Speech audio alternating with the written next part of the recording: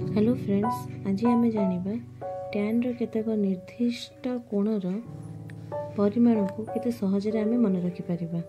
Tan formula ये आसचे tan fingers below root over by fingers above root over.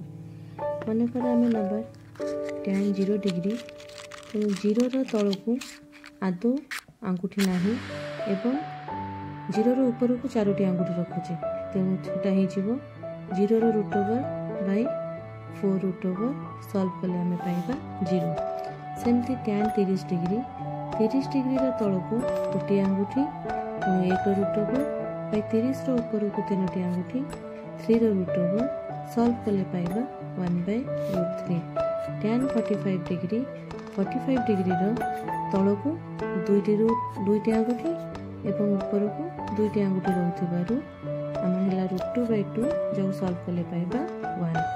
Tan 60 degree, 60 degree तल को 4टी आंगुठी 3टी आंगुठी और 60 डिग्री ऊपर को गोटे आंगुठी थी रूट 3 बाय रूट 1 सॉल्व कले पाइबा रूट 3। टैन 90 डिग्री, 90 डिग्री तल को 4टी आंगुठी और ऊपर को आदौ आंगुठी नथिबारु रूट 4 बाय रूट 0 जहाँ को सरल कले आम जानिबा